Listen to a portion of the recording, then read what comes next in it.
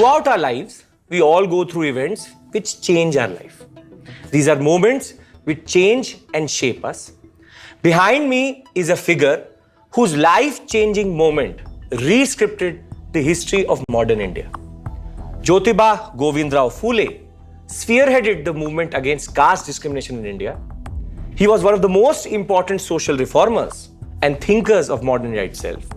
He, along with his wife Jyotibha Phule, were pioneers of women education in India. And in this episode of the biography series, we'll be celebrating his life and how he transformed the lives of other vulnerable sections of the society. Jyotibha Phule was born in 1827 in Pune into a Dalit family of gardeners. We'll be discussing the word Dalit also. Where does this word come from? He initially studied in a Marathi school, but his father recognized his talent and was sent to a Scottish mission high school at Pune itself. And it is at this school where he transformed himself. More than that, at the age of 13, he married Savitribai. However, the life-changing moment came in 1848 when he was 21. While attending the marriage of his upper caste friend, he was insulted and abused by the bridegroom's relative for his Dalit origins. This moment changed his life and he left the ceremony. And when he left the ceremony, it is in this moment he made up his mind that he will challenge the prevailing caste system in India. It is this conviction that changed the course of our history. Phule, after this humiliation, tried to expand his horizon and read Thomas Paine's book called Rights of Man and realized that social justice could only be possible with the emancipation of women and oppressed sections of the society. Another important event which influenced his journey was the American War of Independence. Very important. The American Revolution was very important for his journey and how they were fighting against slavery. All in all, his main aim throughout his life was to seek social justice for the people belonging to the untouchable and backward classes. And in this pursuit, in 1876, a very important year, he was elected as a member of the Pune municipality. In 1888, he got the title of Mahatma from another social reformer from Bombay, Vittalrao Krishnaji Vandekar. And Vandekar gave him this title because Phule's Akhands used to reflect the ideas of the Abhags of the Marathi Bhakti saint Tukaram. And this Tukaram connection is very, very important because Sant Tukaram used to talk about one religion, how we should connect with God, and Phule's writing also used to talk about it. Now we will look into his specific contributions. What were the specific contributions? What he wrote about the caste system, lower caste and untouchable upliftment, women upliftment, Satyashodhak Samaj, Sarvajanik Satya Dharma, a very important concept of religion, thoughts on economy and polity. Now let's go into the literature part of his story. Based on the exploitation of Brahmin priests, in 1869, he wrote a very important text called the Brahma Manche Kasam. And it talked about how the priests used to exploit the society. But one of the most celebrated works of his, Gulamgiri, which was based on the historical survey of slavery of lower caste in India under the Dasa and Dasi tradition, was then published in 1873, and he dedicated this book to the African American movement against slavery. This is the American connection. He then went on to write the Shetkare Osad in 1881, which is generally translated to the Cultivator's Whipcord, which is a collection of his speeches which tried to analyze how peasants were being exploited in those days. Finally, in 1889, he then conceptualized his religious understanding into the Sarvajanik Satya Dharma Pustak, a book of true religion for all. In these works, Phule was deeply concerned about the Shudras and Ati-Shudras because of their historical experience of exploitation. And finally, Phule was the first to recognize that the problem of lower caste peasant in India was actually exaggerated due to the agrarian crisis created by the British land revenue settlements such as the permanent settlement, which led to a lot of distress and landlessness. And he also gave a lot of reforms. What should be the way to go forward? However, do you really know who gave the word Dalit? It was actually Phule who coined the term Dalit, a Marathi term, which means broken and crushed. He used this term to describe the experience of the people who were within the traditional Varna society and Varna system, but were always excluded out of it. Over and above that, in order to uplift the depressed classes, in 1850, Jyotibha Phule opened an educational trust for the lower caste called the Society for Promoting the Education of Mahars and Mangs, and he then established a school for untouchables and a night school in 1852. Besides concentrating on the depressed classes, Jyotibha Phule also paid a lot of attention to the upliftment and empowerment of women. Phule was much ahead of his time when he was able to identify that patriarchy had denied women access to education, and education was important for her empowerment. Patriarchy means the domination of men, and generally men dominating all spheres of life. In this context, in 1850, Jyotibha Phule and Savitribai Phule opened a trust called Native Female School in Pune, and that was for the upliftment of women and girls. Further, in 1851, there were 3 schools in Pune itself with 150 female students running for their upliftment and their education. Going beyond education, Jyotibha Phule was also deeply concerned with the existing marriage system in India.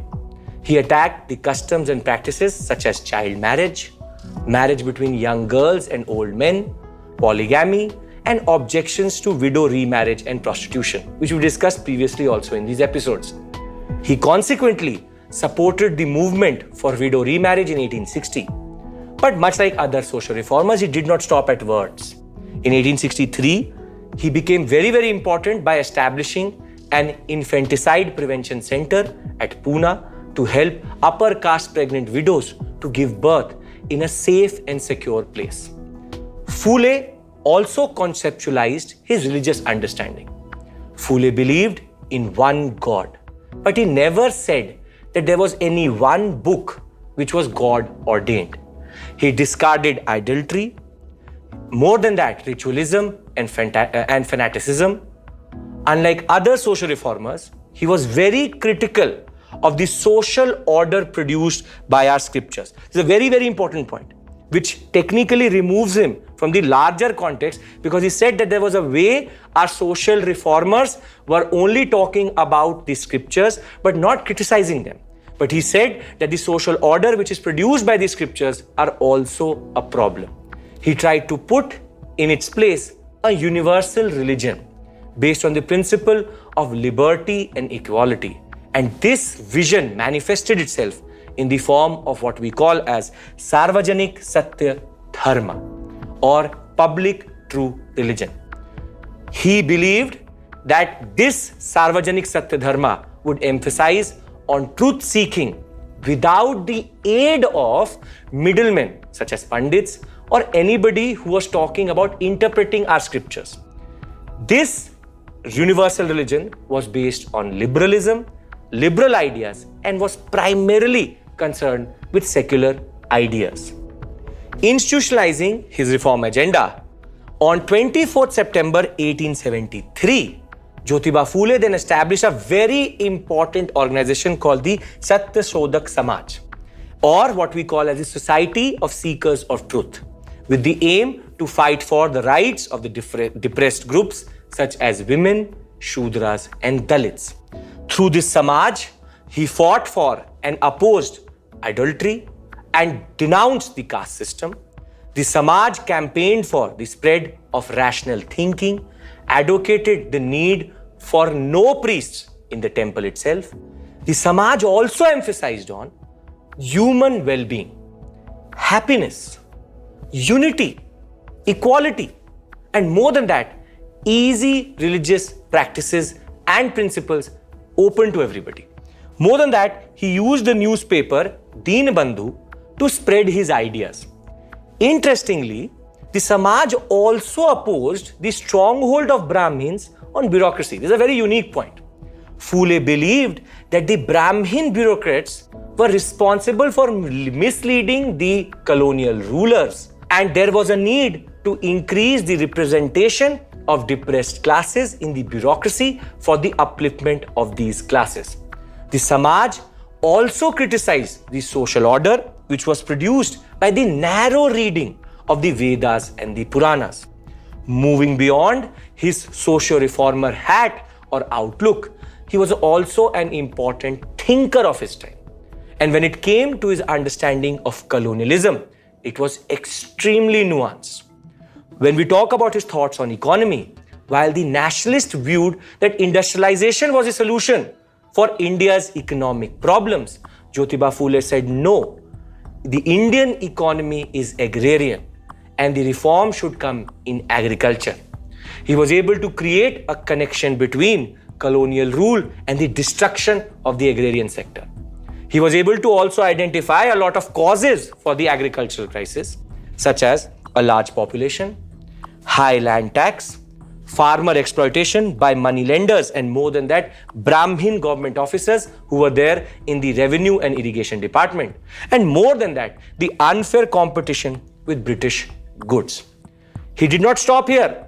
He believed in giving solutions also. And he identified the solutions also. Jyotibha Phule suggested the following solutions. He said, we need to construct bunds, tanks, and dams to provide water to farmers. More than that, the government needed to take up schemes such as soil conservation, animal breeding, and teaching modern techniques to the farmers to increase the yield. And more than that, hold exhibitions of agricultural products annually to attract foreign investment.